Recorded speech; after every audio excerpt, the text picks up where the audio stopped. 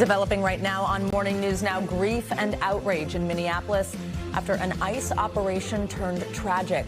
This morning, we're learning more about the woman shot and killed by an ICE agent in a confrontation caught on camera. What the You just what the did you do? Video shows the chaos that unfolded when an agent opened fire. Now, federal and local officials are at odds over what actually happened. The ICE officer, fearing for his life and the other officers around him and the safety of the public, fired defensive shots. Having seen the video of myself, I want to tell everybody directly, that is to ICE out of Minneapolis. We will bring you the latest as the fallout grows. Also developing takeover tensions after U.S. forces seize 2 oil tankers linked to Venezuela. What the White House is saying about the vessels and its plans to control Venezuela's oil just days after that surprise attack that led to the capture of the country's leader. Plus, a significant shift in federal food guidelines as the Trump administration pushes for more red meat and less sugar. More on the changes, the reaction, and what it means for the way Americans eat. And slice, baby. It's one of the world's most popular foods, but even pizza isn't safe from slumping sales. Now some major chains and mom and pops are cooking up ways to make more dough. Joe's going to bring us that one and make us all hungry. We'll dig into that. It is a busy morning. Good to have you with us. I'm Joe Fryer. And I'm Savannah Sellers. Thank you for joining us. We're going to start in Minneapolis this morning, where outrage is growing following the fatal shooting of a driver by a federal agent during an immigration-related operation yesterday. Now, the full incident was caught on camera, and we do want to warn you the videos you're about to see are disturbing. The Minnesota Star-Tribune identified the driver as 37-year-old Renee Nicole Good. Officials say she is a U.S. citizen who was not the target of this operation. The Trump administration is defending the ICE agent's actions. DHS Secretary Kristi Noem says that he fired in self-defense. She described Good as a, quote, domestic terrorist. Minneapolis Mayor Jacob Fry, using strong language, denied those claims, calling the entire incident reckless. Now, another governor who has clashed with the White House over immigration raids, Illinois leader J.B. Pritzker, is calling for Secretary Noem to resign. We're going to speak to NBC News law enforcement analyst Evie Pompouras in just a moment. We begin with the latest from NBC's Alice Barr. The city of Minneapolis, once again the center of protest, outrage, and grief. I'm beyond the thoughts and prayers. I'm enraged now. After an ICE officer fatally shot a 37-year-old woman identified as Renee Good in the Minnesota Star-Tribune.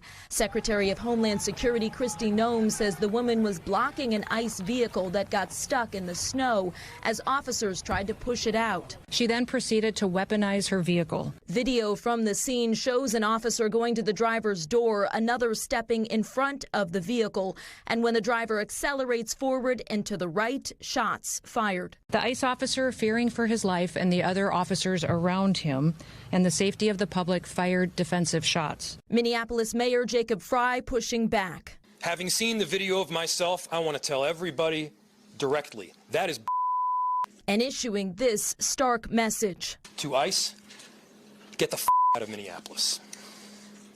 We do not want you here. Your stated reason for being in this city is to create some kind of safety, and you are doing exactly the opposite. President Trump defending the officer's actions and vowing to protect law enforcement agents. And as Homeland Security labeled the incident an act of domestic terrorism, Governor Tim Walz urged protesters to stay peaceful. Minnesotans, don't take the bait. Do not take the bait. While the community reels. Good's mother told the Minnesota Star-Tribune she was a compassionate and amazing human being. Family members say she leaves behind a partner and a 6-year-old child. The FBI is joining the investigation as schools are closed across Minneapolis due to safety concerns. Savannah and Joe. All right, Alice, thank you so much. Let's bring in NBC News law enforcement analyst Evie Pompouras. Evie, good to have you with us. So we know both state and federal investigators are going to try and determine what happened in the moments before the shooting. We're seeing these conflicting narratives about what transpired. So where does this investigation start? What is the top priority? So you're going to look at what led to the incident. So if you're going to break it down piece by piece as far as the escalation goes, ICE vehicles are trying to move. You have another vehicle blocking that. They're giving commands to that vehicle. That vehicle is not moving. So ICE agents exit the vehicle, approach the vehicle. As they approach the vehicle drives away. So now this is where it gets very interesting, where the assessment's going to begin, is did that officer, and I want to say this, I know where everyone's looking at these videos, making their own assessment from their home with all the time that they have. But the way it works, and the way even I was trained when we were in law enforcement, is what do I reasonably believe? What does that officer reasonably believe in that moment? And the only time you are allowed to use lethal force is, I believe my life is an imminent threat or the life of another. So if they can't show, or if that officer can explain, I felt that my life was an imminent threat, I think one key piece of evidence is going to be is the entry point of those bullets. So, for example, if those bullets went through the windshield, right, then you're looking at frontal alignment, meaning that the car was very likely frontally aligned. And again, we are assessing here based on the limited information we have. The vehicle was frontally aligned with the officer who engaged the person driving the vehicle. That's going to strengthen the narrative, because if that person is saying, the officer is saying, I thought this vehicle was going to be used against me, I felt my life in that moment was an imminent threat, because if you look at that video too, everything happens within seconds. So within seconds, you're doing that mental math. Do I shoot? Can I shoot? Should I shoot? Do I have that ability to engage? So that's really what they're going to look at. If the shots were taken from a different angle or even a side window, then that changes the narrative quite a bit. So these are the things they're going to look at. But really the court, what it comes down to is not what we all think after the fact and what we know after the fact. And all the time we have to review the video and the footage after the fact. It's what that officer reasonably believed in that moment. And if he reasonably believed that he thought the vehicle was being used against him from his perspective, then that's going to strengthen the case, saying, I thought she was going to kill me, cause me harm. So these are the different things that are going to be looked at. And I suspect that from the other side of the house, right, local authorities, people have opposing views, may try to prosecute or indict the officer. Will probably indict or take before a grand jury to say his behavior was reckless. And another twist of fate, and I don't know if they'd have enough to do this, you could, and in some situations, they try to, you know, and here the individual, this is tragic. The individual is deceased, but in some situations where the person is still living, they may even try to indict or prosecute the person who caused the incident. So there's a lot of different factors here to look at.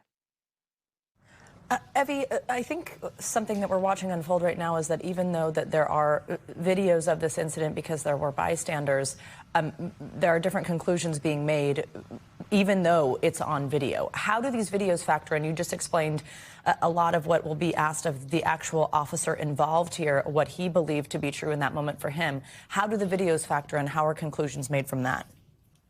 The videos factor because it proves a story. Unfortunately, what we've seen in the past when there was no video, and this is what led officers to start wearing body cams, it's the he said, she said things. And that's always been a problem. I think the videos help a lot. It helps a lot to show. The thing is, and I have to tell you this, whatever side you're on, everybody's made up their mind. If I'm pro-ICE or pro-law enforcement, I've made up my mind within the first 5 minutes. If I'm against, I've made up my mind within the 5 minutes. So as far as the public goes, people have made up their mind. So whatever comes out after the fact, decisions are made. I think, though, the video supports the incident. The video is going to support the testimony given by the ICE agents. They can corroborate what is said. It's a detriment when you don't have the footage, and it's truly very ambiguous. So I think the video, I know the video footage is going to help tremendously. Abby, you mentioned this call that some people have made to have the officer charged in this case. Clearly, a lot more investigating needs to be done, but you said there could be an indictment, or maybe this goes before a grand jury. How tough of a case would that be? I think this is going to be a tough one because the way I broke it down at the beginning is the escalation. I understand it's a single mother, and this is tragic. I just want to say this is terrible. It's a single mother. She has a son. She was unarmed, right? We know this stuff all after the fact, but when you're in this stuff, you don't know. And so we have to look at the data, what was reasonable for that officer to believe. Violence against ICE, we were looking at the data, the DHS released that data, up 1,300%. So they are already at a heightened state. This is law enforcement. You're not supposed to interfere. So if we're looking at, you're blocking the road, we're trying to get around you, you're not following our commands, we approach your vehicle, you're not coming out of your vehicle, we're giving you commands. Then as we go to open your vehicle, you hit the gas. Again, this is where it starts to get fuzzy. You drive away. All these things strengthen the case for ICE, not the other way around. All right. Evie Pompouras, appreciate your expertise and analysis this morning. Thanks for joining us. Well, at least 2 people are dead and 6 others are injured after a shooting behind a church in Salt Lake City overnight. According to authorities, the shooting happened while a funeral was taking place inside the meeting house of the Church of Jesus Christ of Latter-day Saints. NBC News correspondent Steve Patterson has been following this story for us. He joins us with the latest. Steve, good morning. Walk us through what we know right now about what happened. Savannah, police say they get the call at about 7:30 last night to, as you mentioned, the parking lot of a meeting house for the Church of Latter-day Saints. Inside, there is a packed funeral service going on, and I'm talking dozens of people. Meanwhile, outside, police responding to those shots fired after they say an altercation occurred, resulting in the shooting. As you mentioned, 2 dead, at least 6 injured, 3 of those in critical condition. An active manhunt continues, at least 1 suspect still at large. And meanwhile, we've heard from witnesses on the scene describing the sound of the shooting and what they saw in the aftermath. Here is one with what they saw and heard. Listen to this.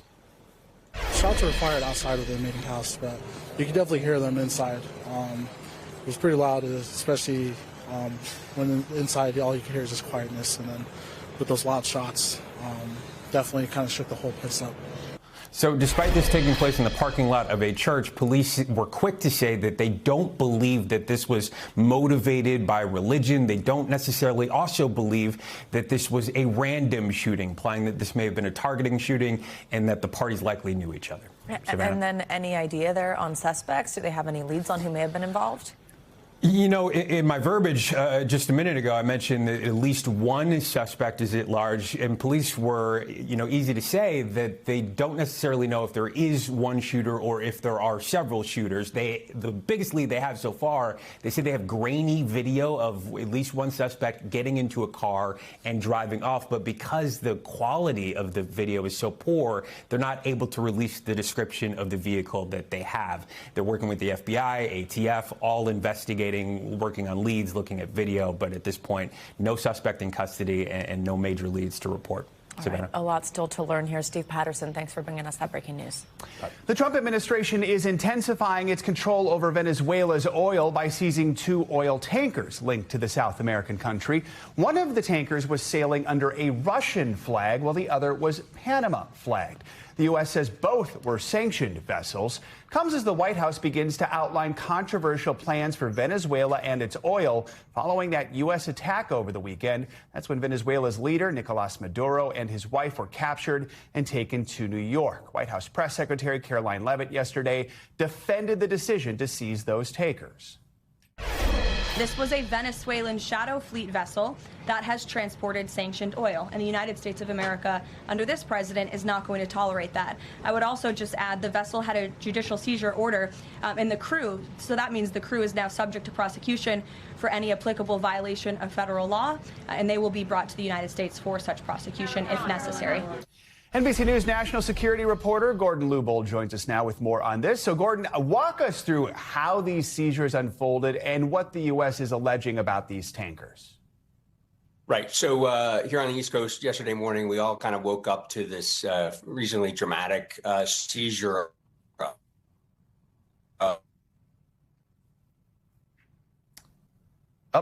Our apologies. We are having some technical issues with Gordon. We will see if we can get that fixed anytime soon and try to check back in with Gordon. Well, let's stay on the topic of Venezuela, though. We're going to get more reaction from Congress to the developments that we've seen with NBC News Capitol Hill correspondent Melanie Zanona. Mel, first, maybe give us a little bit of a backdrop about where we are right now, given that we were not able to just get that information from Gordon. But we do know that lawmakers were given this classified briefing about the attack on Venezuela and the administration's plans for moving forward. We heard a little bit on the Hill yesterday about this three-step plan from Secretary Rubio and Secretary Hegseth. What did those lawmakers learn? What is the latest here? Yeah, well, lawmakers seem to be in agreement after the briefing that the Trump officials laid out their legal rationale for conducting this operation to capture Maduro and also laid out their very detailed plan for controlling Venezuela's oil reserves. But lawmakers were in disagreement about whether that operation was in fact legal and whether the plans for oil acquisition will actually work. Just listen to Democratic Senator Chris Murphy. This is an insane plan. They are talking about stealing the Venezuelan oil at gunpoint for a period of time undefined as leverage to micromanage the country. I mean, the scope and insanity of that plan is absolutely stunning.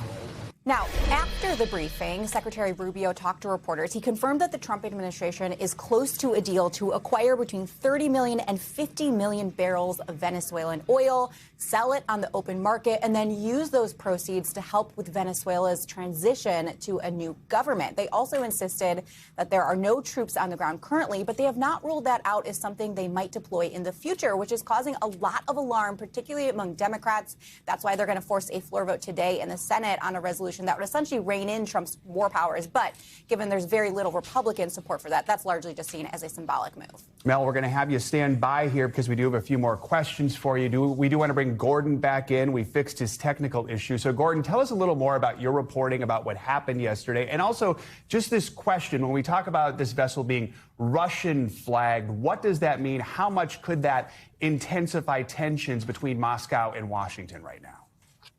Sure. So the ship was seized and now in American custody along with its crew.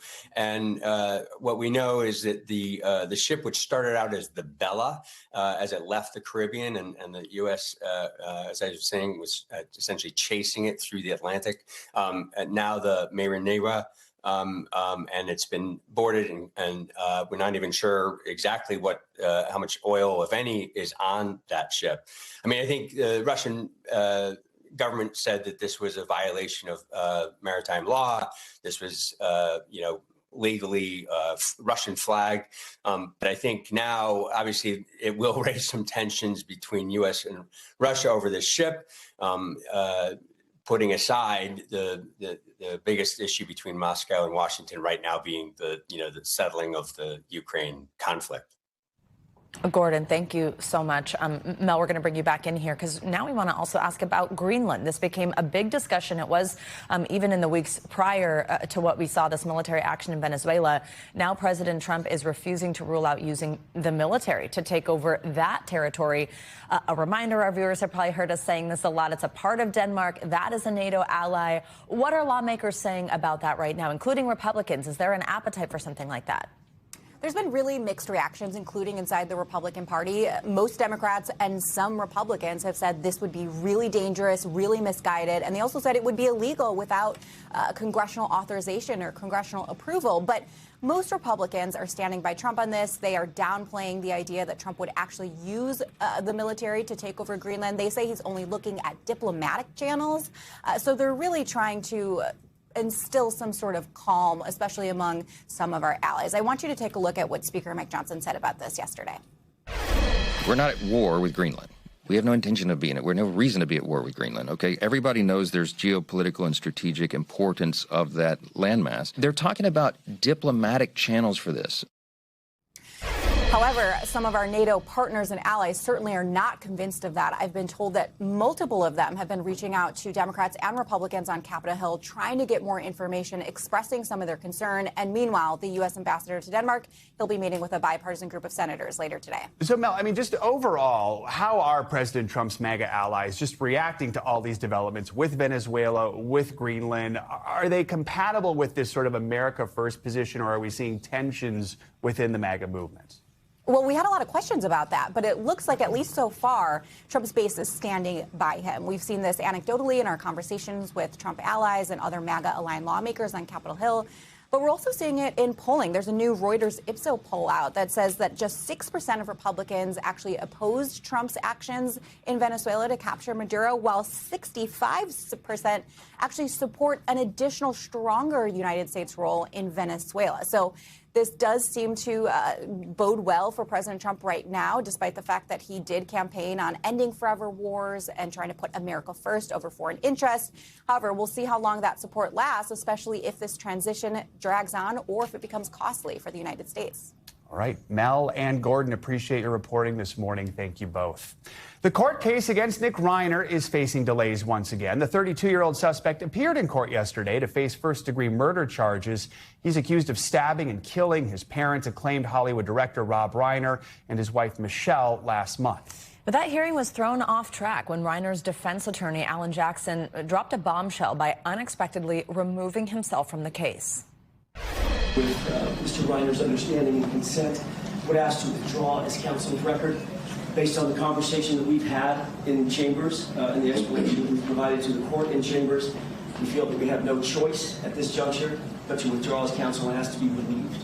Circumstances beyond our control, but more importantly, circumstances beyond Nick's control, have dictated that, sadly, it's made it impossible for us to continue our representation of Nick. Pursuant to the law in California, Nick Reiner is not guilty of murder.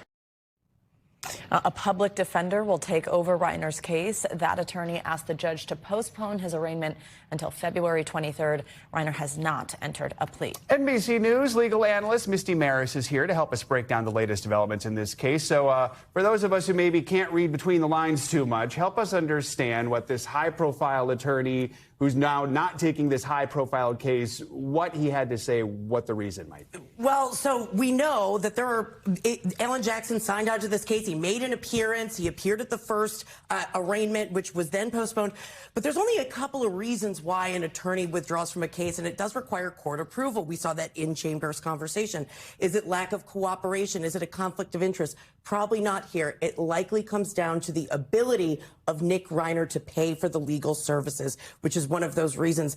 We know because the estate is at issue, there is something called the Slayer statutes in California, which preclude somebody from benefiting from the estate if they kill the individual. So the money might be wrapped up in trusts. The trustee could have said, Nick Reiner cannot have access to this money. There could be certain terms or conditions. So it's very likely financial. I say this because a public defender was assigned rather than a different private attorney who would be engaged. What do you make of that last comment he made about Nick Reiner's involvement?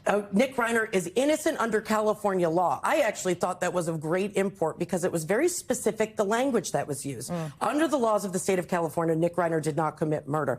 That, to me, reads like we're going to see an insanity defense, that this is not murder pursuant to the way the law is set out. And now the public defender is going to pick up that case, do an analysis, meet with Nick Reiner, who will ultimately call the shots about which direction this goes. Oh, yeah, go ahead. A spokesperson for the Reiner family had released this statement. I just want to read it really quickly. It says they have the utmost trust in the legal process and will not comment further on matters related to the legal proceedings. What does happen now that a public defender's here? Well, so now there's going to be a whole new analysis about which way to go. The next step will be the arraignment, and he will enter a plea. Presumably, there will also be an analysis of whether or not there's what's called a competency issue, which is whether or not Nick Reiner understands the proceedings against him and can participate in his defense, looking at his mental state right now.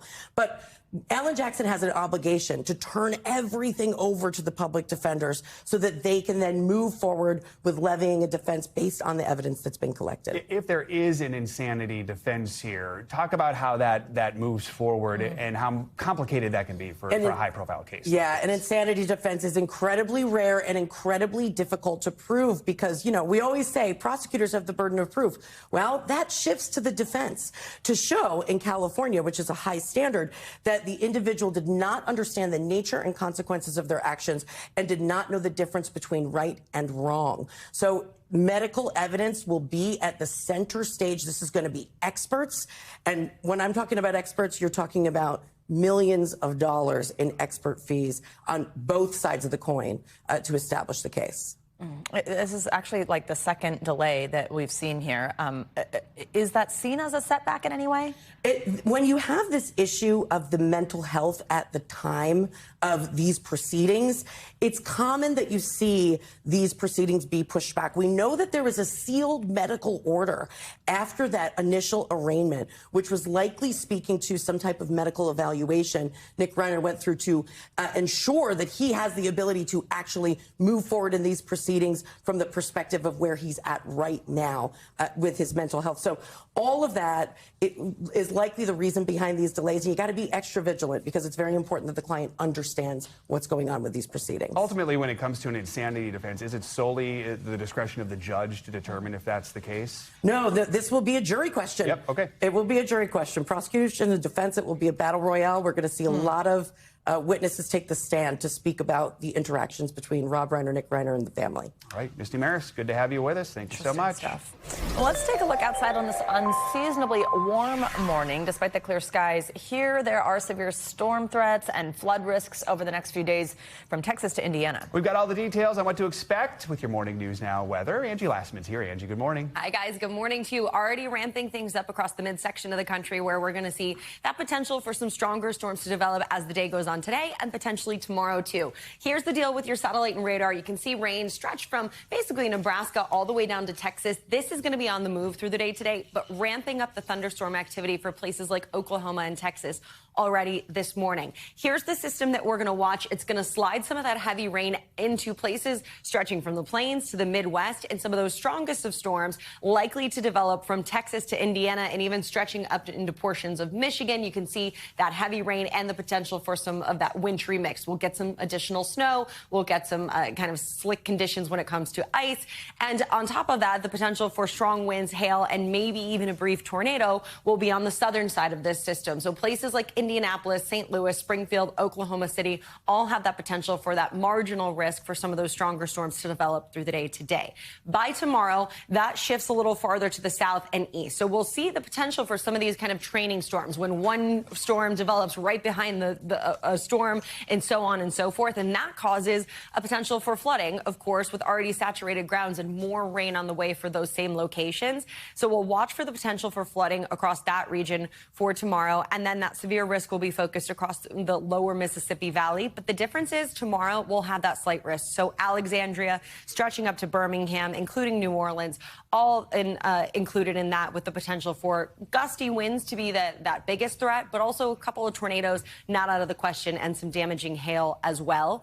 I mentioned the flooding concern specifically for tomorrow with those training storms. Chattanooga stretching down to the Gulf Coast. We'll see the potential to pick up maybe 2 inches to 2.5 inches in a 1 hour period. So we know, again, not a great not great ingredients for us to avoid that flooding. So we'll be watching specifically for that flash flood risk across that region for tomorrow. Lots going on with this storm system, and we've got some rain and snow out west, guys, and warm temperatures. So a lot happening today with weather. Here it feels downright tropical. It does. It's very odd. Yes, not 40s. Typical for this time of year. I know. It's going to stay that way for the next couple of days. All right. We'll enjoy it. Thanks, Thank Angie. you. Much more to come here on Morning News Now. Later this hour, another plot twist in the battle to buy Warner Brothers Discovery. We're going to bring you the latest on the battle that could drastically change the entertainment industry.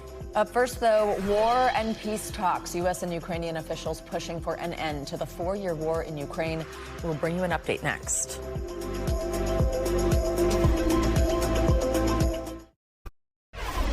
We're back now with a look at recovery efforts 1 year after the Palisades and Eaton fires ripped through Los Angeles. 31 lives were lost, with 16,000 homes and businesses gone.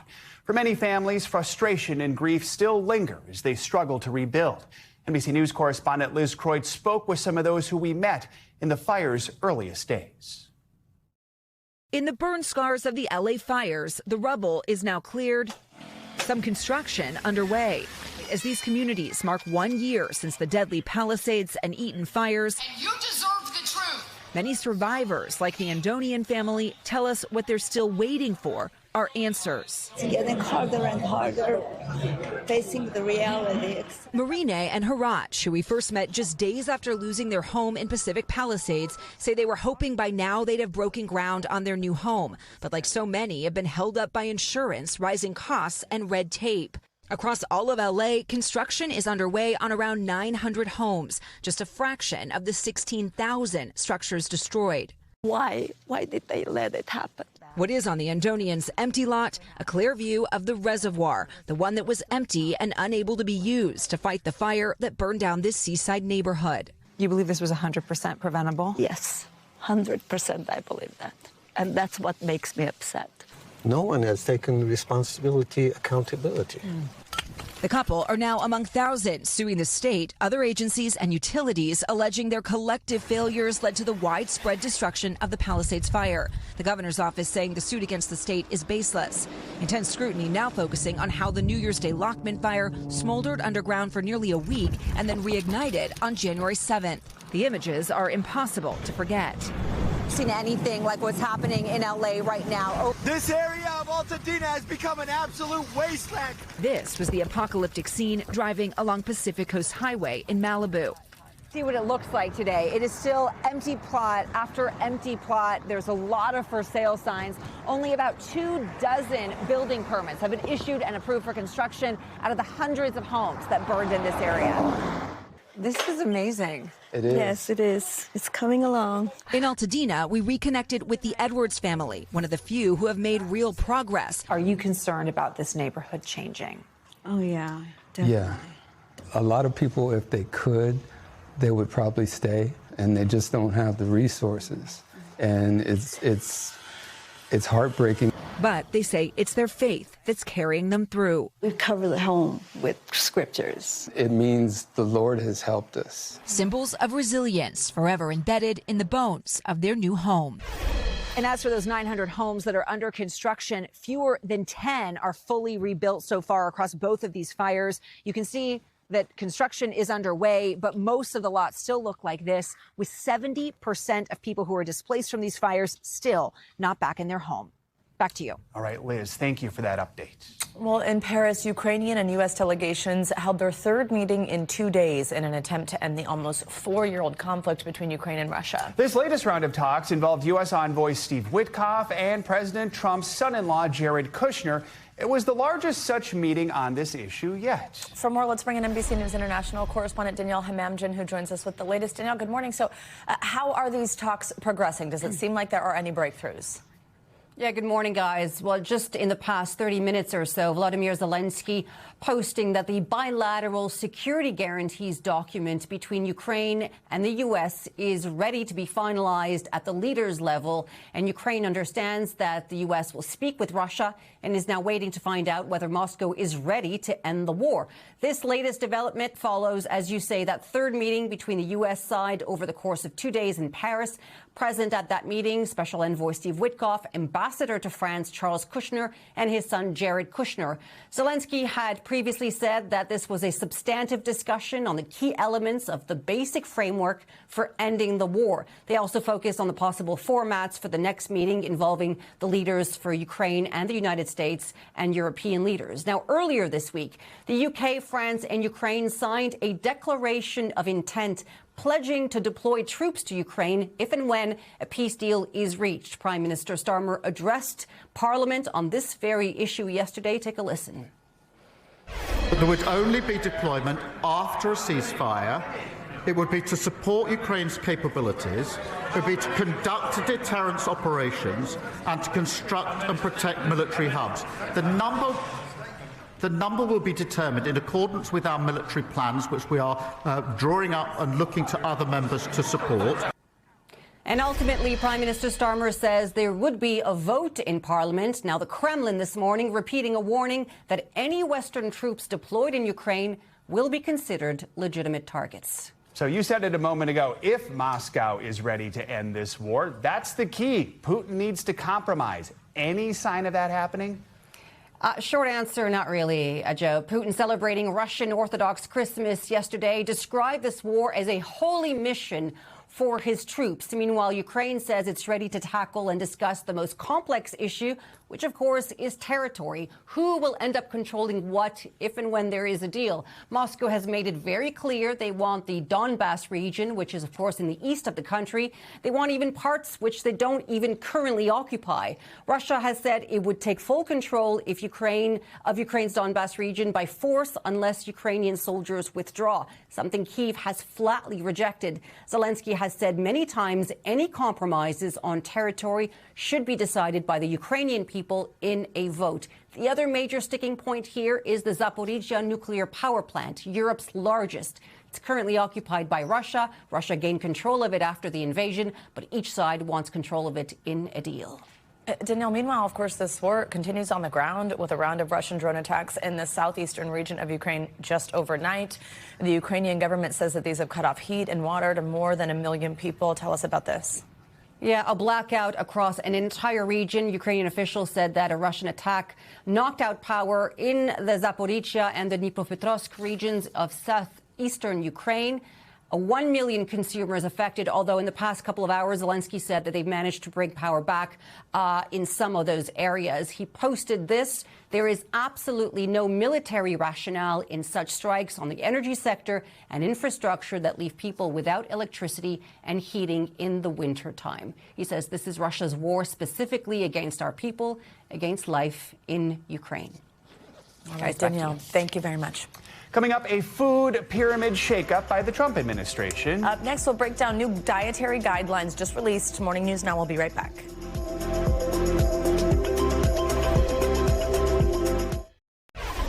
We're back with a look at the brand new federal dietary guidelines for Americans released by the Trump administration. As part of its Make America Healthy Again agenda, the Trump administration unveiled a new inverted food pyramid yesterday that puts meat, cheese, and dairy on top. The guidelines encourage people to eat more protein while avoiding highly processed foods and added sugars. For more, let's bring in registered dietitian Amy Goodson. Amy, good to have you with us. So we're going to break this down under these new guidelines. Some things that health professionals previously discouraged are now actually being encouraged, like eating more red meat and full-fat dairy. What changes stand out to you? So as a registered dietitian, I love that we're talking about eating more whole foods with two key features that the guidelines promote, which are prioritizing protein at every meal, which you mentioned, and then consuming more high-fat dairy with low sugar. So when we talk about it from a protein perspective, both beef and dairy are nutrient-rich and they're excellent sources of protein. So beef provides 10 essential nutrients, including B vitamins, iron, and zinc. And then dairy foods like milk will provide 13 essential nutrients like calcium and vitamin D. From a fat perspective, we have a body of research that supports that consuming whole fat dairy foods like milk, cheese, and yogurt actually have a neutral or beneficial effect on heart health, which means they can help lower or improve cholesterol and triglycerides. And then a lot of people don't know this, but there are actually 36 cuts of lean beef on the market. So lots of protein opportunities for people to stay within their personal nutrition, protein, and fat recommendations and guidelines. Amy, let's be real. I don't think anybody's waking up in the morning and looking at the food pyramid to figure out what they're going to eat or how they're going to eat that day. Everybody's got their Mediterranean diet or their no-carb diet or whatever they're up to. Eating more protein is all over the internet in terms of ways to do that and recipes. What does this really mean to get these guidelines? Like, is it just kind of like doubling down on what people think they should be doing anyway, or what's the real impact of having something like this set in stone? So health professionals like registered dietitians have really always focused on eating more whole foods. And I think two key features that the dietary guidelines are reinforcing are eating more fruits, vegetables, and whole grains to give you fiber and nutrients. But then a real key, Savannah, is focusing on reducing or really eliminating those highly processed foods, added sugars, and highly sweetened beverages that have a lot of sugar content. We know that large intake of those different foods over time can contribute to the risk of chronic diseases like type 2 diabetes and heart disease. So really going back to the basics, I believe the Trump administration has said on focusing on more nutrient-rich foods and decreasing processed foods and added sugars. As you can imagine, the American Heart Association weighed in reacting to these guidelines, saying they welcome this new emphasis on protein like you, but they encourage people to prioritize plant-based proteins, seafood, and lean meat, and to limit high-fat animal products like red meat, butter, lard, tallow, because of the increased cardiovascular risk. Talk a little more about that. Is there anything about the new guidelines that you did find concerning or needed a little more clarity? So when we talk about fat and cardiovascular disease risk, it's important to look at the American Heart Association's recommendations for dietary fat, which is that 20 to 35% of your total calories can come from fat, with 10% or less coming from that saturated, otherwise known as bad fat. So this really allows for a lot of fat choices in your everyday diet. And the new dietary guidelines are focusing on getting that fat from whole foods. So fatty fishes like salmon, trout, and tuna, nuts, seeds, avocado, those healthy natural cooking oils that are liquid in nature like olive oil. So this is really going to open up a lot of food opportunities. From that protein standpoint, I want Americans to think about it as this and that versus this or that. So yes, you can eat your lean beef, your full-fat dairy, whole eggs, poultry, fish, but you can also eat those plant-based proteins like beans and lentils and legumes. And in fact, we want you to eat both of them. So the two things that you can remember are eat your preferred protein in the appropriate portion size for you. And then number two, pair that protein with other nutrient-rich foods like fruits, vegetables, and whole grains for a more balanced plate and whole food approach. Keep this conversation in mind in 10 minutes when we talk about pizza. All right, Amy Goodson, good to have you with us. Thank you so much. Thank you so much. Great point. All right, coming up, new developments in the bidding war over Warner Brothers Discovery. Yeah, the media giant responding to that revised offer from Paramount. We got the latest next on Morning News Now.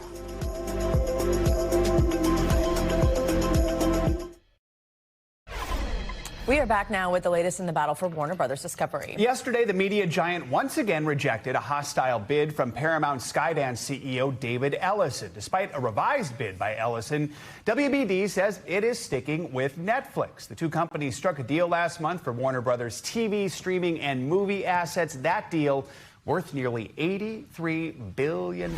For more on this, let's bring in Yahoo Finance senior reporter Brooke DePalma. Brooke, thank you so much for joining us. So this big news here, and actually David Ellison's father, that's the billionaire Larry Ellison, he had offered to personally back the financing for this Paramount Skydance deal.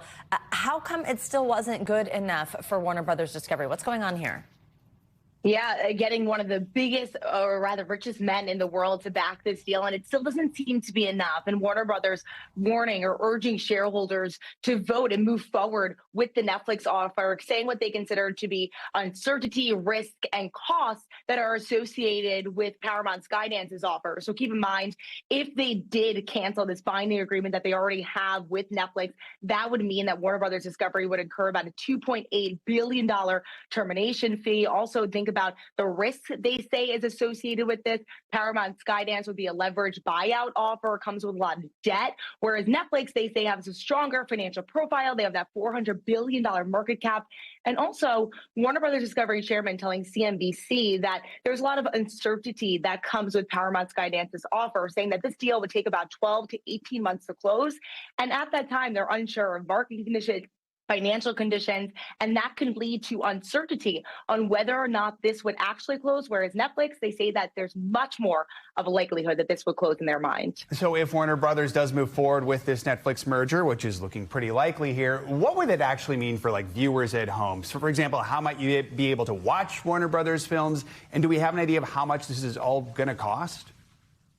Well, the hope is that ultimately HBO Max and Netflix would be a combined streaming option here, almost like a bundle. So you'd have Friends and The Sopranos alongside Bridgerton and Emily in Paris, so to say. But with that, everything that consumers are looking for right now is a value proposition. They want the best bang for their buck. Sources on Wall Street telling me that this could justify a hike in price.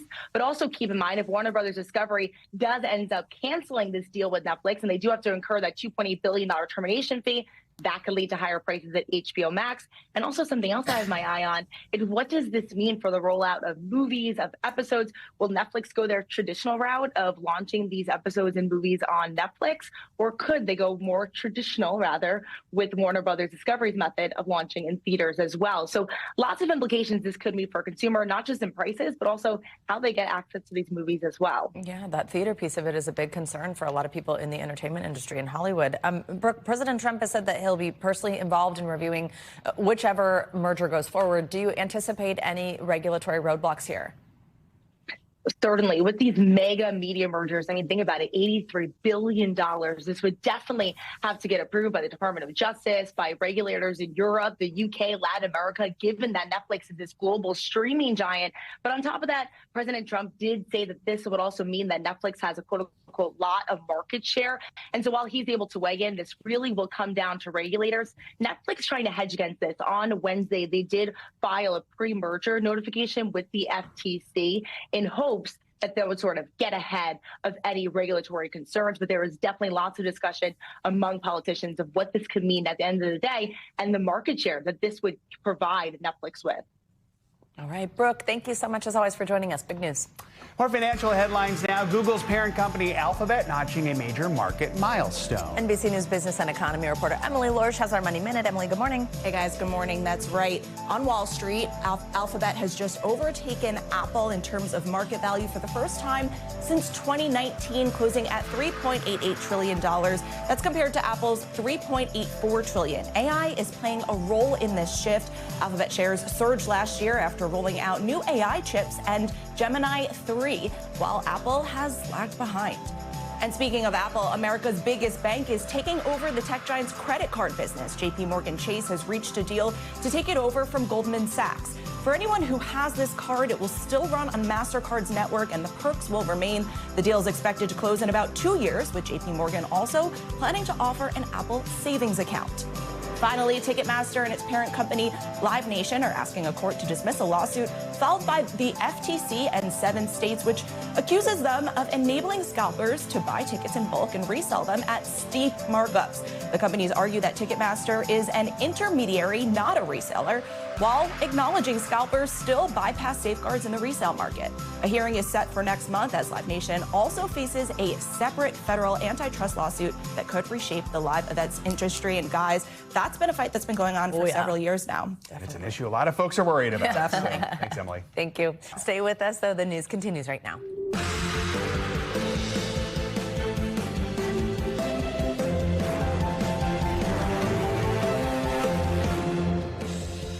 Good morning. Thanks for being with us this Thursday. I'm Savannah Sellers. I'm Joe Fryer. Right now on Morning News Now, outrage and sorrow in Minneapolis. Widespread protests breaking out across the city, sparked by a fatal shooting captured on camera. A 37-year-old American citizen killed by an ICE officer. The Trump administration saying that officer fired in self-defense after a confrontation involving a vehicle.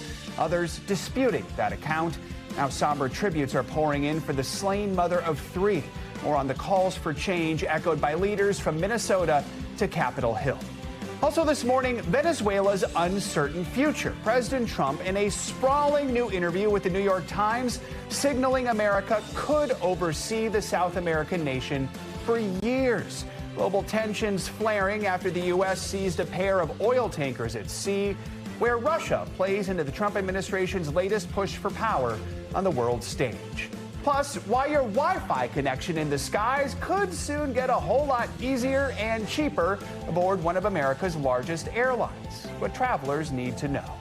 And later in the hour, a fresh shot of hope in the fight against surging flu cases nationwide. We're going to dig into a promising new report on just how effective this season's vaccine is at slowing the spread. We've heard so many reports that it has evolved and mutated so much that maybe the shot isn't quite as effective at stopping it. So we'll take the good news where we get it. Let's begin this hour in Minneapolis. Outrage there is growing after a federal agent fatally shot a woman in her car during an immigration-related operation yesterday. The entire scene was caught on camera. And the Trump administration argues the video clearly shows the 37-year-old driver speeding at the officer, which forced him to fire in self-defense. Many others see the deadly incident differently, including the mayor of Minneapolis, who called that a, quote, garbage narrative. NBC News correspondent Maggie Vespa has the latest from Minneapolis. Hey there. The driver in this shooting identified now as Renee Good, a name now echoing across the city. There have been, for what it's worth, people out here all night, including this group behind me now playing music. Good's mother telling the Minnesota Star-Tribune that her daughter was an amazing person who took care of others and spent her last moments, quote, probably terrified. This as federal and state authorities vow to investigate this shooting, and a warning: images of it and its aftermath are disturbing. In Minneapolis, mourning and outrage over the fatal ICE shooting of a 37-year-old woman identified as Renee Good, an American citizen. Minneapolis police say Good was blocking the roadway with her SUV. You see officers approach, with one going to the driver's side door and another stepping in front of the vehicle. Good then reverses and accelerates forward and to the right as an officer fires multiple shots, striking her in the head, officials say. Her SUV careening forward before crashing into parked cars. In this reverse angle, the officer visible in front of the SUV, the driver accelerating. In the aftermath of the shooting, a man asking to help. Can I go check a pulse? No, back up now. I'm a physician. I don't care. A woman in agony identifying herself as Good's partner. Good was a mother of 3, according to the AP. The Department of Homeland Security quickly labeling Good one of a group of violent rioters, adding the unnamed ICE officer fired defensive shots. This appears as an attempt to kill or to cause bodily harm to agents, an act of domestic terrorism. In a new interview with the New York Times, President Trump saying Good, quote, behaved horribly, but saying of the tragedy generally, with all that being said, no, I don't like that happening. After showing a video of the incident to Times reporters, Trump saying, quote, it's a terrible scene. On Wednesday, local and state Democrats blasting the administration's self-defense argument. Having seen the video of myself, I want to tell everybody directly, that is to ICE. Out of Minneapolis. Protests raged after the deadly shooting, with federal officers pepper spraying the crowd. Later in the evening, a calmer vigil and memorial in a community that finds itself in an unwelcome spotlight. How are people here feeling being at the center of this? Frustrated, misunderstood. A lot of people here on the ground also telling us they want the name of that ICE officer released and they want him criminally charged. We have, for what it's worth, asked DHS for his name. So far, no response. Also, amid the fallout of this shooting, we are rapidly approaching another government funding cliff at the end of the month, and some Democrats are now threatening a government shutdown over funding the Department of Homeland Security, with one Democratic senator saying they cannot vote for a budget that doesn't, quote, restrain the growing lawlessness of that agency. Back to you. Maggie, thank you. Well, joining us now to explain what investigators will be looking for is NBC News law enforcement analyst Jim Kavanaugh, our friend of the show. Jim, good morning. Thanks as always for being with us. So we saw several witness videos there in Maggie's piece, taken from different angles. What do you think will stand out to investigators, and how does this ultimately work, this investigation? Well, a lot of new videos surfacing from the front, more from, the back, so you can kind of see the events as they unfold, and they're starting to tell the story. The bottom line here is a shot from the front of the vehicle could be justified use of force by the ICE agent from the front of the vehicle. But any shots from the side of the vehicle, for example, if they go into the passenger window, those are problematic. You cannot shoot if the vehicle's past you, even a step, because you're not in danger then. The only justifiable use of force here is if the agent is an imminent threat of death or great bodily harm. And that would mean he'd be in front of the vehicle. Now, he started out in front of the vehicle, and I've watched these, Savannah, in slow motion. It seems like it all transpires in about 2 seconds. But you can actually break this down, and I'm sure video experts at NBC will, frame by frame. And you can actually see the smoke from the duty weapon and the position of the officer's left foot, at the same millisecond or tenth of a second probably. And you'll be able to see, where the shots are when he's fired. We see one bullet hole in the windshield for sure. That's pretty obvious. That may be the first shot. But if there's 2 shots in the side window, that's very problematic. So it has to be analyzed that way. And even from the front video, Savannah, just to close here, you can see the smoke from the gunshots, the 3 gunshots, and you can see the officer's positioning. And that has to be all broken down to see if this was justifiable use of force or murder. Jim, let's just talk about deadly force policies here. I mean, what are the rules for ICE agents, and are they different from, say, a city police officer or a county sheriff's deputy? They're not really different. They're not really different. You can't shoot generally fleeing vehicles. I mean, the exception to that would be, you know, a car trying to ram through a crowd, a terrorist car. You could clearly shoot them even from behind. You can't shoot fleeing felons. That's from an old Tennessee case where a fleeing burglar juvenile was shot in the back in Memphis, and the Supreme Court ruled, you know, that not allowed. You can't shoot fleeing felons. The only time an officer can justifiably use deadly force is when he or another, a citizen or another officer, is in imminent threat of death or great bodily harm. Now, in this case, there's no other person in imminent threat of death or great bodily harm except the shooting officer. There's no one behind him. There's no citizens on the street. There's no ICE officers behind him. And it's got to be imminent. So can't be trying to protect ICE officers a block away. It's right there. He's the only person that is in imminent threat of death or great bodily harm. And it's going to depend on his positioning and where he fired. And that's what it's going to come down to. Jim, we've been pointing out, and you've been seeing in some of these videos, this mounting outrage over this case. These ICE raids across the country were already this deeply polarizing issue. What does that mean for how they move forward? I mean, can it get to the point where they can't operate without a big risk of public disorder? Right. You know, in a democracy, it's hard to police a city without the support of the citizens. So when you put a lot of police in, you know, heavy like this, I mean, the Minneapolis police have 600 officers, and you send in 2,000 federal agents. So that's a big change. And then the way the operation is moving down a sidewalk, you know, who are you after? I mean, I don't know. They said it was targeted, but that doesn't feel very targeted to me. But so the tactics sometimes can drive the angst. It doesn't mean you can't enforce the law. You should enforce the law, of course. I believe in the law and the Constitution. I believe we should enforce it, but it has to be done, you know, in the right way. So maybe the tactics can be too heavy and it drives the population against you, and that defeats your own purpose. I hope every leader will calm down the tensions in Minneapolis. All right, Jim, thank you, as always, for joining us this morning. Well, in Washington, the Trump administration has been outlining controversial plans for U.S. control over Venezuela and its oil. That's after 2 more oil tankers were seized. It comes as President Trump tells the New York Times that American oversight of the country could last for years. NBC News senior White House correspondent Gabe Gutierrez has the latest from Colombia's capital. Good morning. The Trump administration is ramping up its efforts to control Venezuela's oil, and the president overnight reiterating that this is not a short-term plan. This morning, President Trump signaling America could be involved in Venezuela for years. In a new interview with the New York Times, the president asked whether the U.S. would oversee the country for months, a year, or longer. The president replying, "I would say much longer."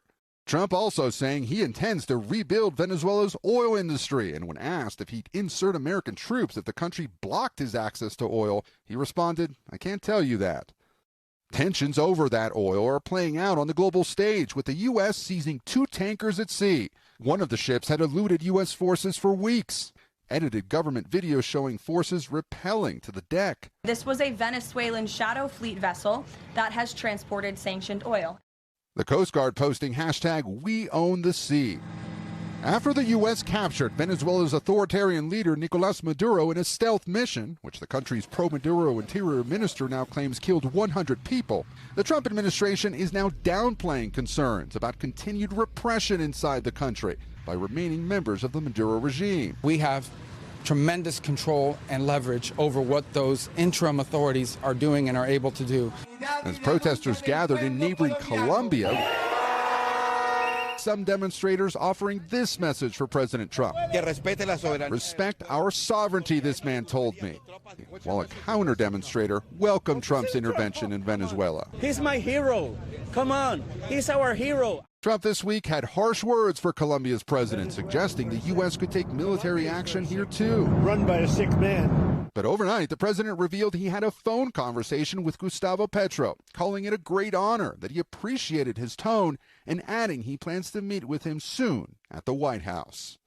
President Trump is rapidly upending decades of American foreign policy, also signing a memorandum directing the U.S. to withdraw from 66 international organizations or bodies that he says are contrary to the interests of the United States, many of them associated with the United Nations. Back to you. All right, Gabe, thank you. Disgraced movie mogul and convicted sex offender Harvey Weinstein is scheduled to appear in a New York court today. The 73-year-old is trying to get his latest sex crime conviction thrown out. He's arguing that jurors were bullied into convicting him. This all stems from a rape conviction in 2020 that was overturned by a New York appeals court 4 years later. However, during a retrial in June, Weinstein was convicted of forcing oral sex on one woman and acquitted of a similar charge involving another. But when it came to a rape charge involving a third woman, jurors were left deadlocked, ultimately leading to a mistrial. Weinstein denies all of the charges. NBC News legal analyst Danny Savalos is here to help us break down these latest developments. Danny, good morning. All right, so let's break down this bullying allegation here. Basically, Weinstein's attorneys are saying they've spoken with two jurors who say they thought he wasn't guilty, but they claim other jurors were verbally aggressive toward them. So his lawyers are arguing the deliberations were compromised, the prosecution downplaying it, calling it, quote, scattered instances of contentious interactions. So what are the judge's options here? There are a few categories of juror pressure. One comes from the judge, and that, of course, is something that is scrutinized much more closely. But when it comes from other jurors, here's the thing. Jurors are supposed to argue. They're supposed to be passionate. They're supposed to cry. They're supposed to be upset. And that is not only lawful pressure, it's expected. And ordinarily, because juror deliberations are considered so secret, it is very difficult to claim that internal juror pressure led to a coerced verdict. So even a sworn statement after the fact may do little to challenge the verdict, especially because one of the things, and I know you know this, Joe, after a verdict, the judge routinely polls each juror. Is this your verdict? Is this your verdict? And of course, as a defense attorney, you're always there hoping like, oh my gosh, do we have a shot that they're going to say? Has that ever happened? It's never happened. Okay, you always hope, but it never happens.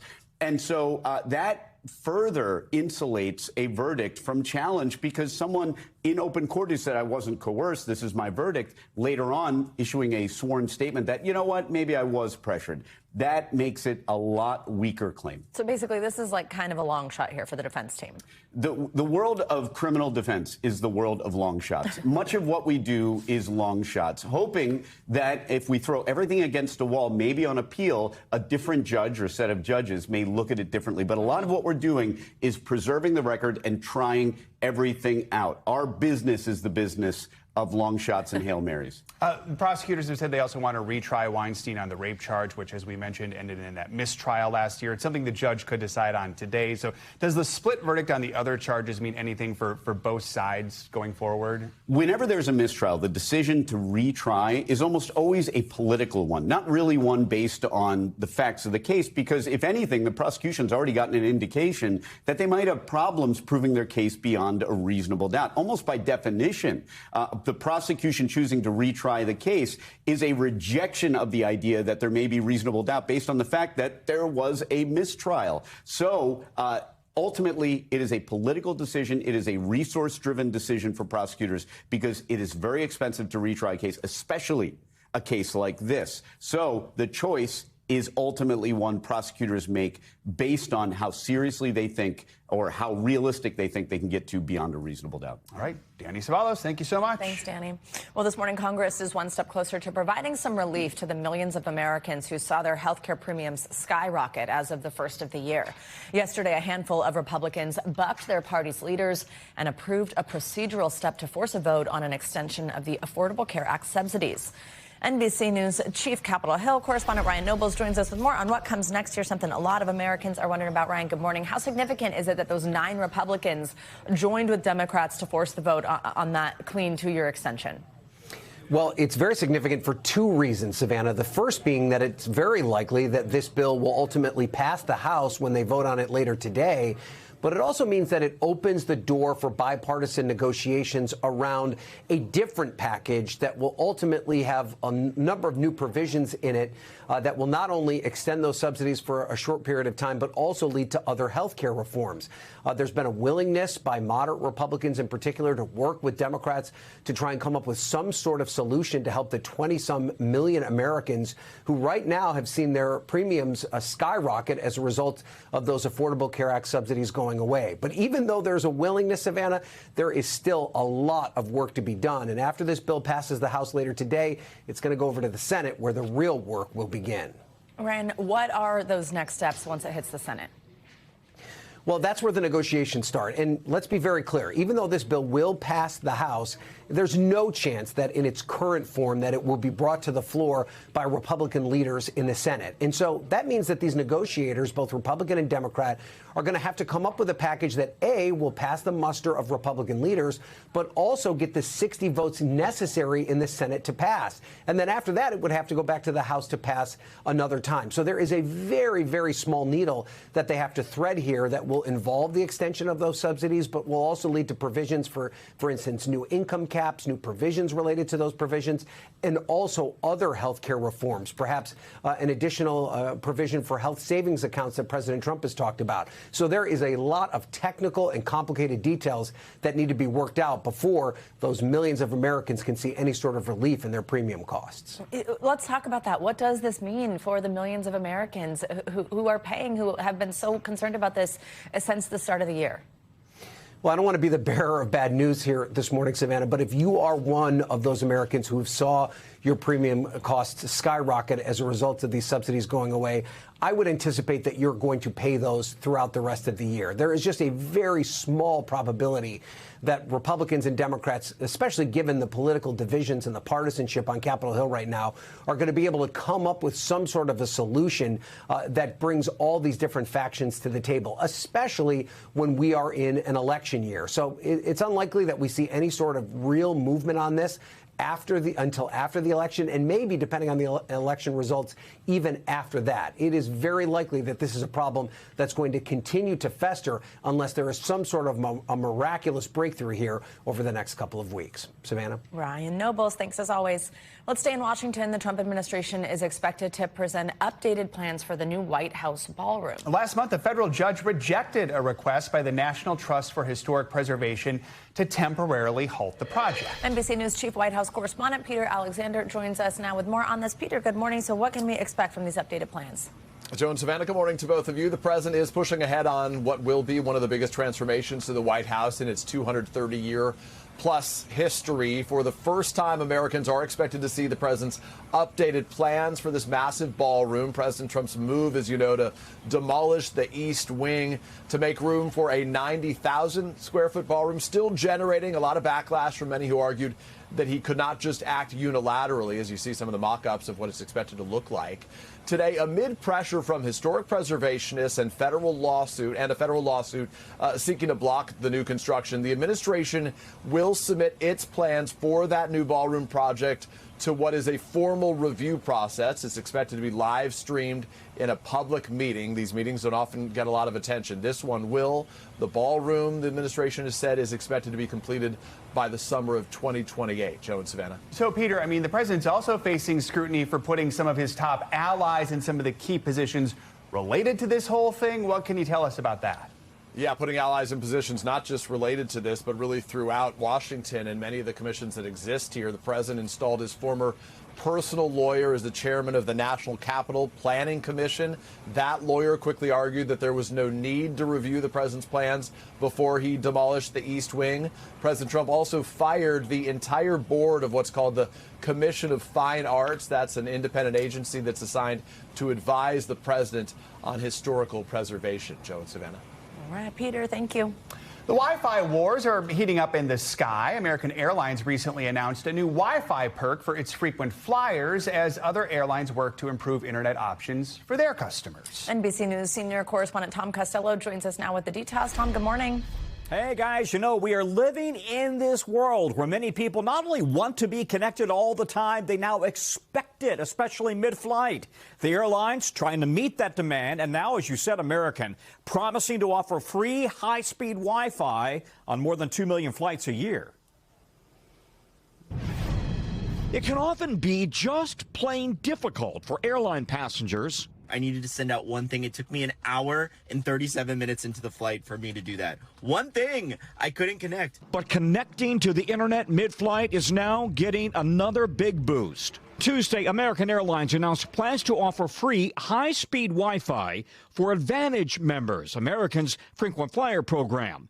That perk will be available on 90% of its aircraft over the next few months, but may not be available right away on all international flights. Is this something that the passengers now are demanding? They want that Wi-Fi.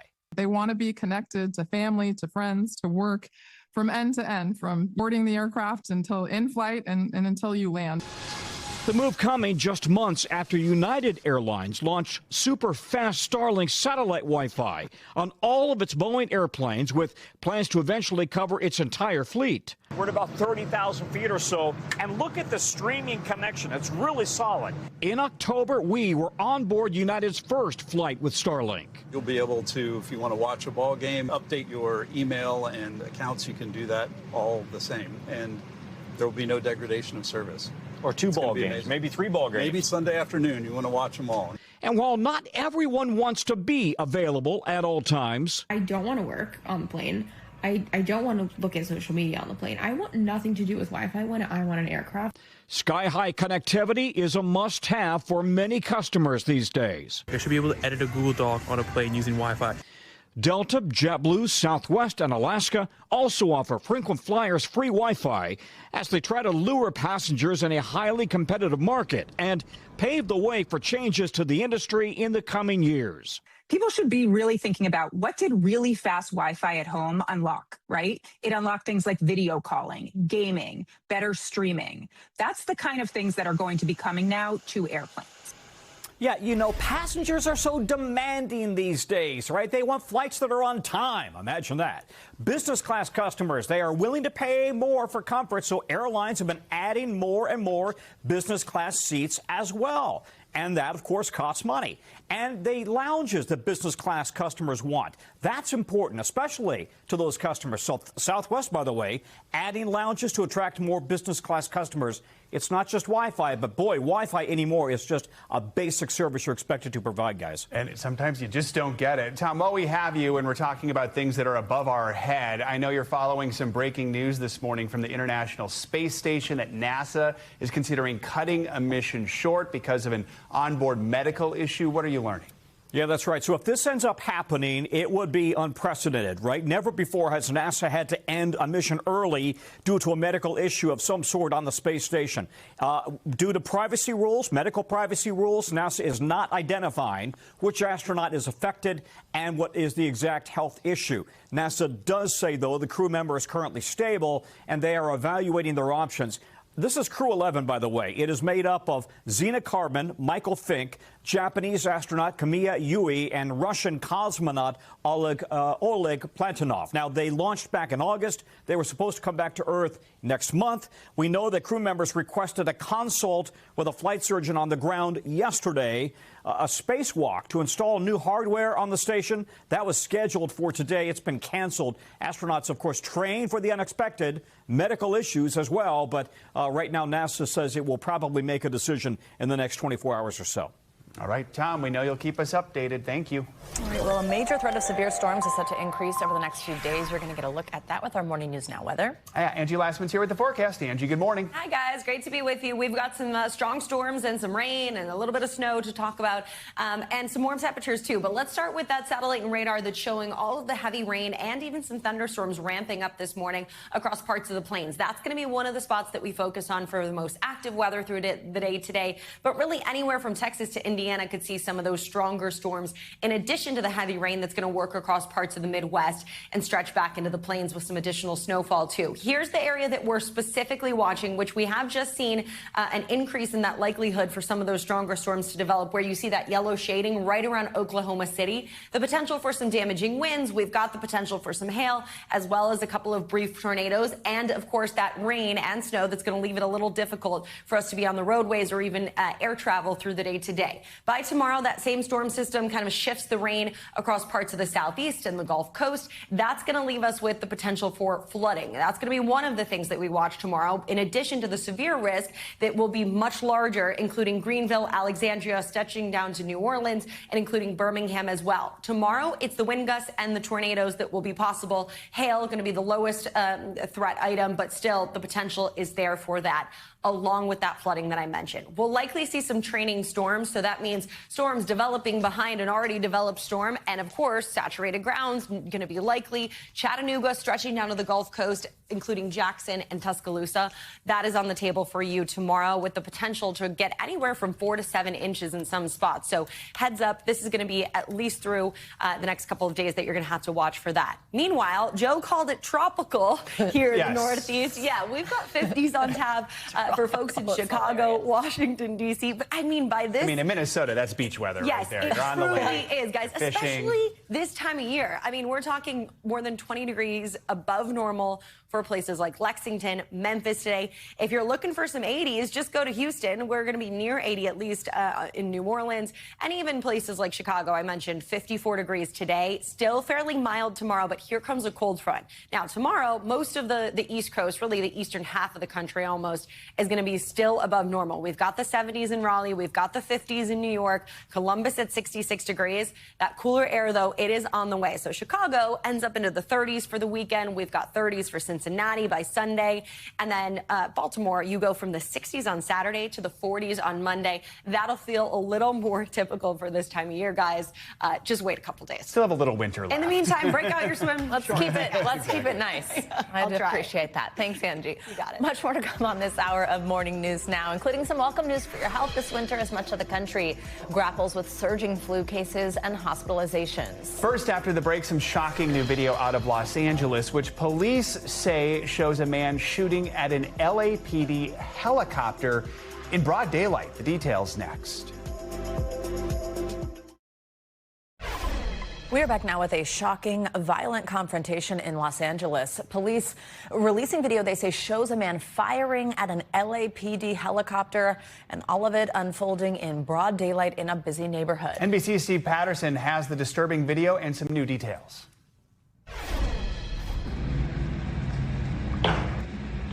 A shocking sight in broad daylight, neighbors ducking for cover. And he's shooting at the helicopter? Yes, sir. He shot about, I guess, 6 or 7. The call came in late November. Videos clipped and released this week by the LAPD show officers responding to reports of an assault in progress. 57-year-old Anthony Witzy accused of pointing a gun at his own family. His name is Anthony. And did he hit you guys? Are you guys injured?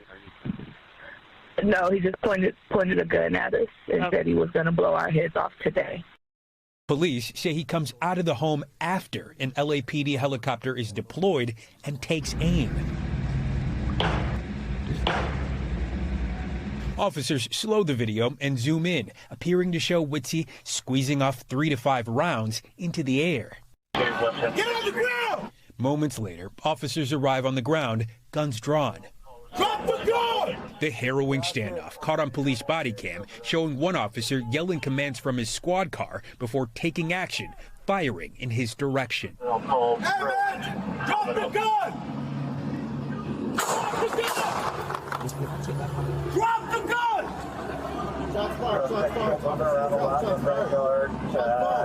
Witzy finally dropping his gun, but not giving up. Instead, running inside, barricading himself, they say, for more than 3 hours. A short time after their arrival, a crisis negotiation team attempted to establish communication with Witzy. However, he continued to not comply.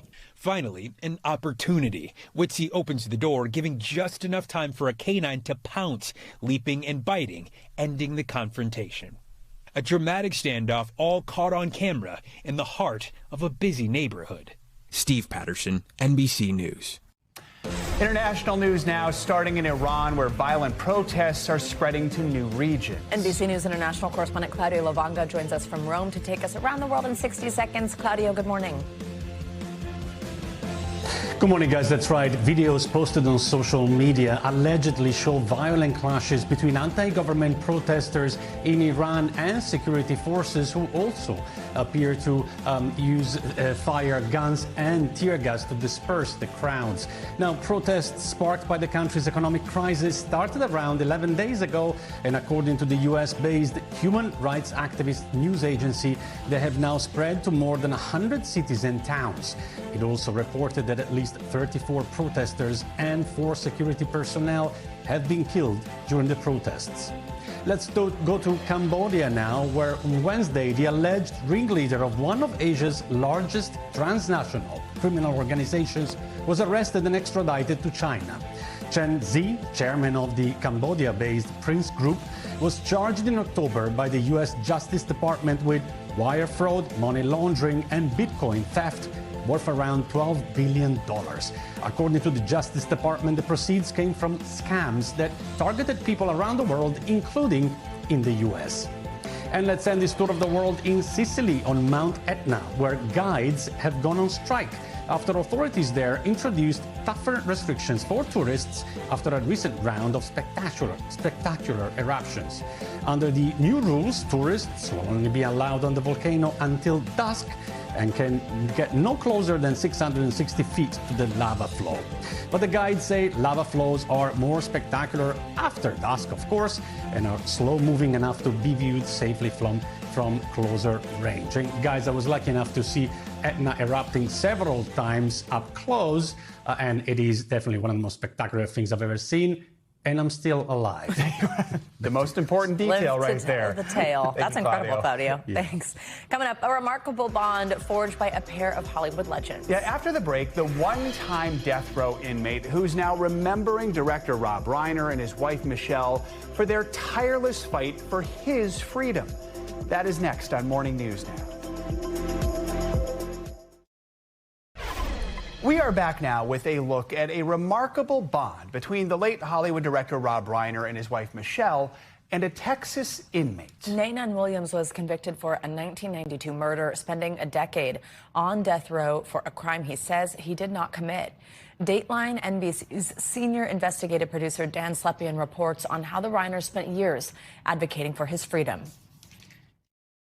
36 hours before their tragic deaths, Rob and Michelle Reiner were sitting in this audience. More than half his life on lockdown, sentenced to death at just 17. Watching a one-man performance called Lyrics from Lockdown, created and performed by artist Breon Bain. Rob was an executive producer. Naanan writes a letter to me. The show centers on the case of Naanan Williams, serving his 34th year in a Texas prison for a murder he says he didn't commit. I'm completely innocent. I mean, I sold drugs when I was a kid. I have my own things I'm ashamed of. But kill someone? No, I've never killed anyone. You might expect Naanan to say that, but over the years, lawyers, professors, even Amnesty International have come to the same conclusion. And so did Rob and Michelle Reiner. Last spring, Rob, Michelle, and Romy all wrote letters to the DA about what Naanan meant to them. Rob said, "I've met some very impressive and influential people. But if I'm being honest, apart from my father, no one has impressed me more and been more influential to me than Naanan Williams." That's what he wrote about you. How does that land? It's overwhelming. Naanan wrote or spoke with the Reiners nearly every day for years. Their relationship as profound as it was unlikely. They became my family by choice. Describe that more. What do you mean your family? How deep does that go? I start talking to them regularly about a lot of personal things, about their lives, not just mine. It became trust. I'm fully convinced that Naanan is innocent. Mark Howard is a professor at Georgetown University and co-founder of a course called Making an Exoneree. He and his students studied Naanan's case. It's a story of a drug deal gone bad, where there were multiple people there, and Naanan was one of those people. 19-year-old Adonias Collier was shot and killed. Nanan was carrying a .25 caliber gun. At his trial, a ballistics expert said it was the same kind of bullet found in the victim's head. But 3 years later on appeal, the truth seemed to emerge. The bullet that killed the victim was fired by a .22 caliber gun that was in the possession of somebody else. The ballistics expert admitted his testimony had been wrong. The bullet did not come from Nanan's gun. Nanan appealed but lost.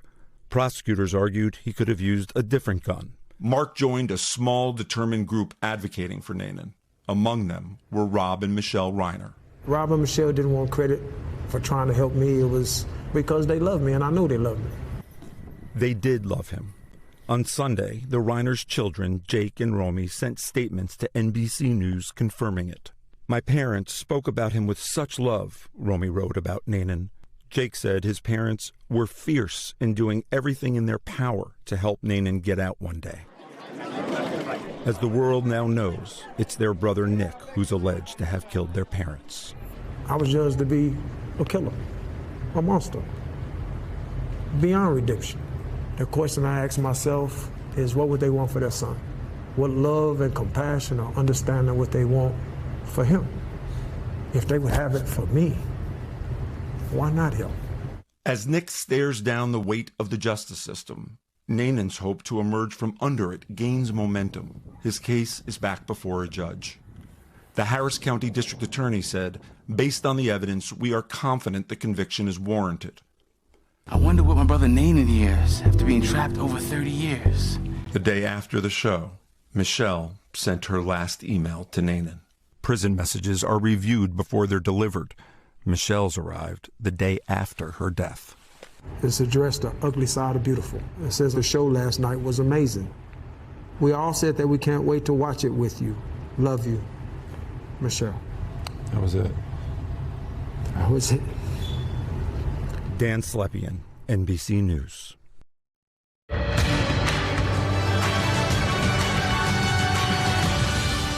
Now let's take a turn here and take a closer look at what's making news in the world of politics this morning, starting with pushback from Republican leaders against President Trump on what should happen to Greenland. NBC News Capitol Hill correspondent Melanie Zanona joins us with more. Mel, good morning. Good morning, Joe and Savannah. We begin with President Trump's push to take Greenland. The White House has said that all options, including military action, are on the table when it comes to acquiring the Danish territory.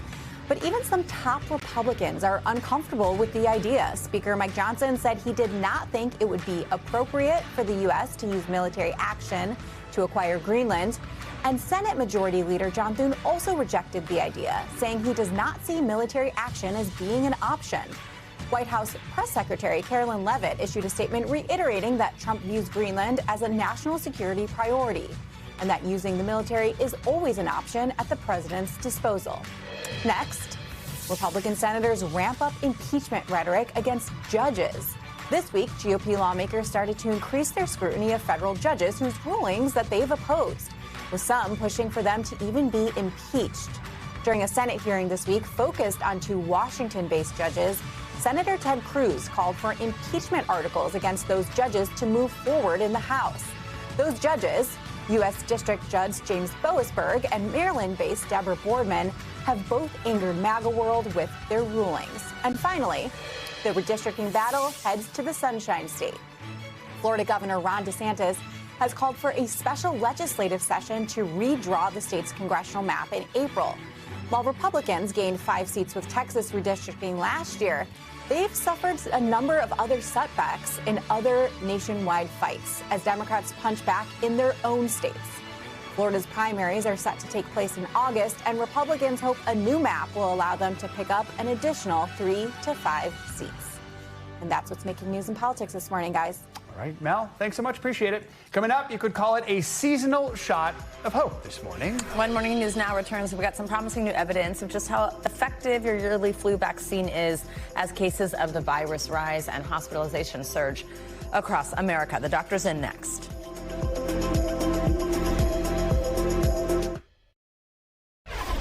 We are back with a sign of hope in the fight against the current surge of flu cases spreading across the country. A new report suggests this season's vaccine may be more effective than experts first predicted.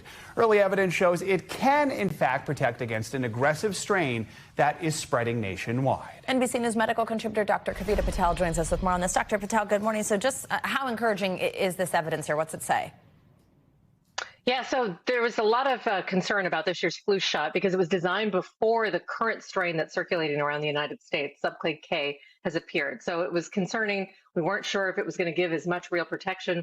We now have both real-time studies and lab studies that show that, especially after vaccination, the share of people with antibodies that recognize that this is actually a flu strain and kind of predict your body to fight it and jump you into immunity effect jumps from 1 in 10 to nearly 4 in 10. So that supports that the current vaccine does, in fact, help our immune system fight the current strain of flu. So all in all, good news. It's not a force shield, but it definitely gives us better protection than we had predicted before. It seems like everyone has had the flu or cold recently. The official numbers tell us about 11 million people have been sick. Sadly, about 5,000 people have died. Let's be clear, one of the reasons is a lot of people just didn't get the shot this year. Reminder, they still can get it. Talk about, how the vaccine can help with a surge like this. Yeah, I'm smiling because I'm one of its recent victims. I definitely also vaccinated, but I give myself, this is the same data that we're telling patients, that getting a shot doesn't necessarily mean you won't get the flu, but it prevented me from having the more serious effects. And I'll also add that the vaccination now is not too late, even though we're kind of in the thick of it. So getting a shot today is not going to hold back the ER visits that we're seeing today, but it will hold back that surge that we're predicting that if we do not continue to push for getting more people vaccinated, that we could see in the coming weeks and even months. So getting a shot today does not hurt. It absolutely will help. And that immunity, even though it takes several weeks to come into full fruition, you do start to see your body kind of rev into control. And on top of that, once you have the flu, like I did, if you present in the first 48 hours, there are antiviral medications that can help. That can also protect the rest of your household because we're also giving out those antivirals to some of the more either elderly or people who are more autoimmune and have problems in the household from getting the flu themselves. If you've already got the flu, maybe people are watching this right now because they're homesick and they're not feeling good. What shortens the symptoms, makes you feel a little bit better? Yeah, so the antivirals that I mentioned can definitely shorten symptoms, and then also just back to some of the basics so that you can try to rest and recover. Most people that have a flu or flu-like illness really do need to hydrate. I know that sounds counterintuitive because you're not doing anything, but along with that rest, think of your body with the fevers that you're fighting. It's working very hard internally to get you back to health. So presenting in the first 48 hours can be helpful. We are all ready in all of our clinics and offices to make sure that we have tests and antiviral treatments nearby. But then common sense, get some rest, give your body a break. Common sense, love it. Dr. Patel, thanks so much. Speaking of ways to keep tabs on your well-being, OpenAI is launching a brand new smart experience called, fittingly, ChatGPT Health. NBC News business and economy reporter Emily Lorsch has more on that in our Money Minute. Hey, Emily. Hey, guys. Good morning. To be clear, OpenAI says it is not trying to replace your doctor. Instead, it is trying to help people navigate their everyday questions. ChatGPT Health will let users securely connect medical records and wellness apps to ChatGPT to get more personalized health and wellness information. OpenAI says the data will live in a separate space and will not be used to train its AI models. It's first rolling out to a small group and then is expected to be expanded in the coming weeks. And Ford says hands on the wheel may soon be optional. The automaker has plans to introduce eyes-off driving technology in 2028, and that's on a roughly $30,000 EV truck that will go on sale in 2027 before the new tech is available. The move puts Ford in direct competition with Tesla, GM, and Rivian.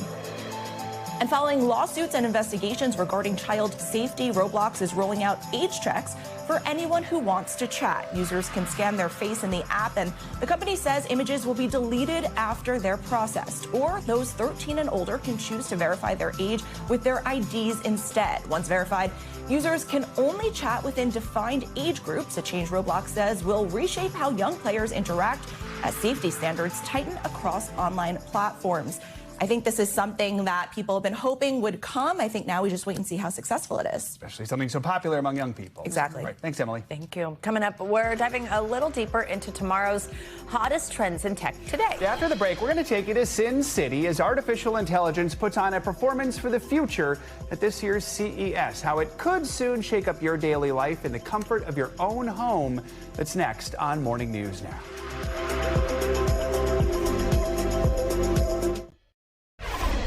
More than 140,000 people from all around the world are descending on Las Vegas this week, and they're joined by nearly 5,000 companies that are showcasing the future of technology at the Consumer Electronics Show. Susan Hogan with our NBC station in Washington got a first-hand look.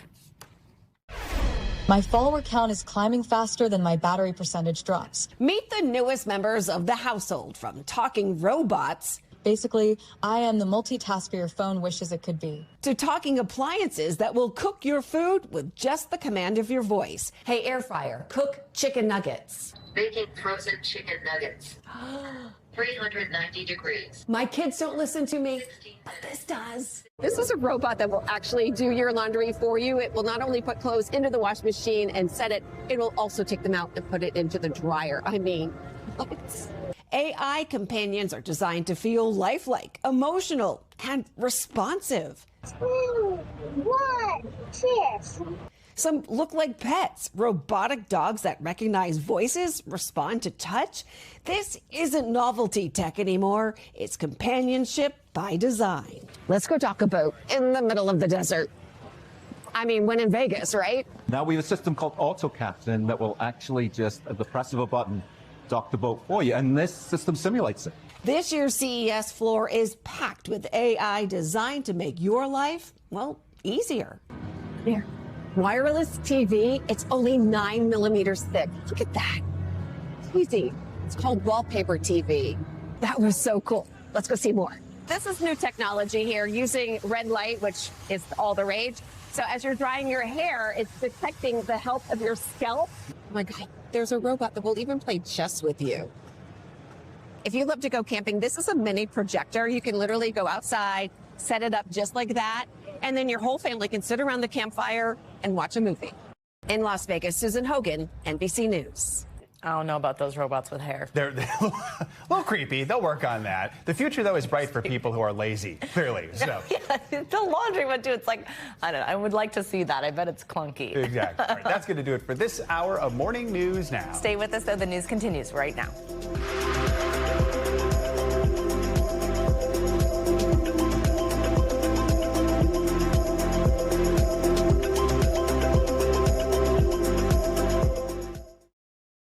We thank you for watching, and remember, stay updated on breaking news and top stories on the NBC News app or watch live on our YouTube channel.